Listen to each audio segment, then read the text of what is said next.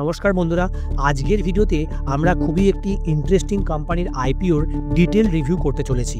এই কোম্পানিটির নাম হচ্ছে সুদীপ ফার্মা। এই কোম্পানির আইপিওর অ্যানাউন্সমেন্টের পর থেকেই মার্কেটে একটা বিশাল হাইপ সৃষ্টি হয়েছে। অনেকেই বলছে এটি একটি স্পেশাল টাইপের ফার্মা কোম্পানি, যারা বিভিন্ন রকমের ইনগ্রিডিয়েন্ট বানিয়ে থাকে এবং ফার্মার প্রোডাক্টের জন্য এক্সিপিয়েন্ট বানিয়ে থাকে। এই প্রোডাক্টগুলি যেহেতু খুবই ইউনিক এবং তাদের কোনো প্র্যাকটিক্যালি কোনো কম্পিউটারই কিন্তু মেন বোর্ডে লিস্টেড নয়, সেই জন্যই মার্কেটে অনেক ইনভেস্টাররাই এই কোম্পানিতে অনেক বেশি আশাবাদী হয়ে উঠছে।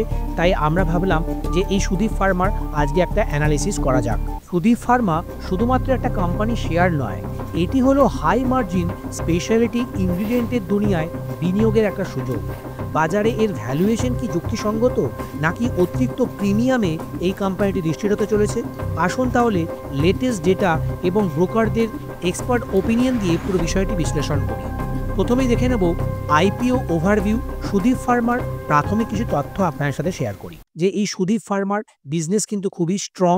তাদের কিন্তু বিজনেসে একটা মোট আছে, তাদের কম্পিউটার খুব বেশি নেই ইন্ডিয়ান মার্কেটে এবং তাদের প্রোডাক্টের ডিমান্ড অনেক বেশি আছে।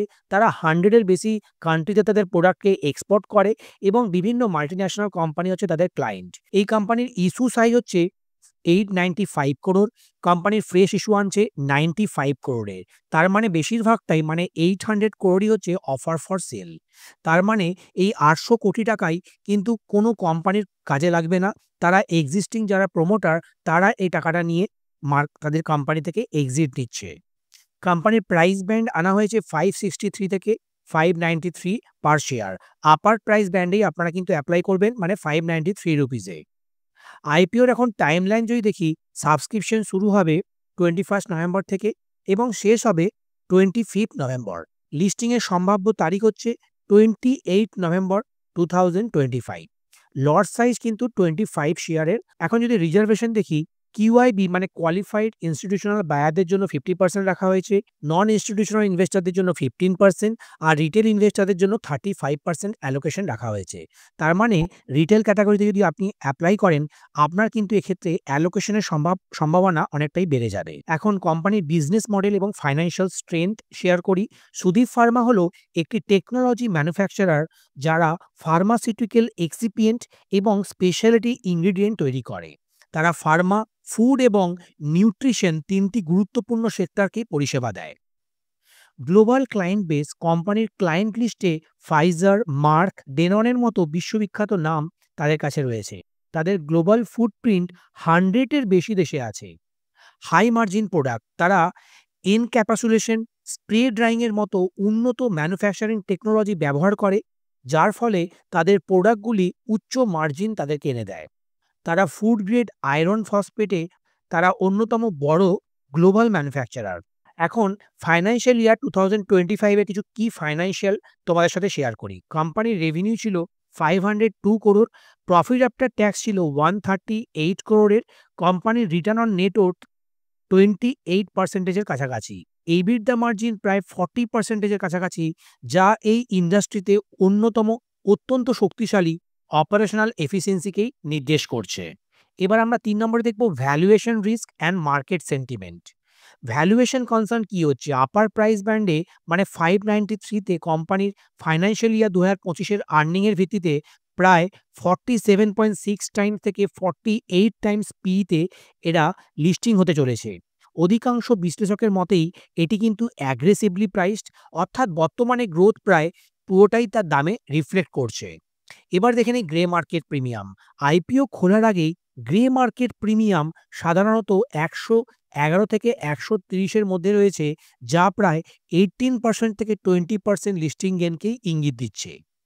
এই প্রিমিয়াম বাজারের বিনিয়োগকারীদের উচ্চ আগ্রহের প্রমাণ দিচ্ছে। এরপরে দেখব অ্যাঙ্কার ইনভেস্টরদের কনফিডেন্স। আইপিও খোলার আগেই এসবিআই, আইসিআইসিআই প্রুডেন্সিয়াল, এইচডিএফসি এবং অ্যাক্সিসের মতো বড় মিউচুয়াল ফান্ড অ্যাঙ্কার বুক প্রায় 268 করোড় অলরেডি বিনিয়োগ করে দিয়েছে। ইনস্টিটিউশনাল কনফিডেন্স কিন্তু এই আইপিওকে অনেক বেশি মজবুত করে দিচ্ছে। তাই যারা ভাবছে যে লিস্টিং গেন তারা করতে চাইছে, যারা শুধুমাত্র এই লিস্টিং গেনের কথা ভেবেই আইপিওতে ইনভেস্ট করবে, তারা এই আইপিওতে ইনভেস্ট করতেই পারো। আর যারা mid to long term mid to long টার্মের জন্য ইনভেস্ট করবে, তারা কিন্তু এই কোম্পানিতে 5 to 7 ইয়ার্সের কথা মাথায় রেখেও তারা পার্শিয়ালি ইনভেস্ট করতে পারে। আর তারা ধীরে, ধীরে কোম্পানিকে ট্র্যাক করবে। তাদের কোম্পানির পারফরম্যান্স যদি আগামী দিনে ইমপ্রুভমেন্ট হয়, তখন তারা আরও বেশি পরিমাণে অ্যালোকেশন এই কোম্পানিতে করতে পারে। তবে বন্ধুরা, একটা ডিসক্লেমার দিয়ে রাখি, ভিডিওটি সম্পূর্ণ আপনারা এডুকেশনাল পারপাসেই দেখবেন।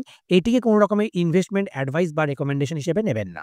এবার আমি রিস্ক নিয়ে আলোচনা করি। অফার ফর সেল রিস্ক 895 করোড়ের মধ্যে 800 কোটি টাকাই অফার ফর সেলে চলে যাবে। এর অর্থ বেশিরভাগ টাকাই কোম্পানির উন্নয়নে না গিয়ে প্রমোটারদের হাতে যাচ্ছে। এক্সপোর্ট রিস্ক, গ্লোবাল ক্লায়েন্টেল থাকায় কারেন্সি ফ্ল্যাকচুয়েশন এবং আন্তর্জাতিক রেগুলেটরি পরিবর্তনের একটা ঝুঁকি রয়েছে। এছাড়া আর কি ঝুঁকি রয়েছে? এদের কিন্তু এদের যে টোটাল টার্নওভার, তার বেশিরভাগই কিন্তু বড়, বড় ক্লায়েন্ট থেকে হয়।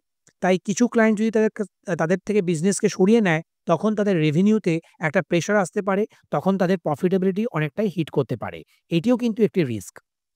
এরপরে দেখব ভ্যালুয়েশন রিস্ক।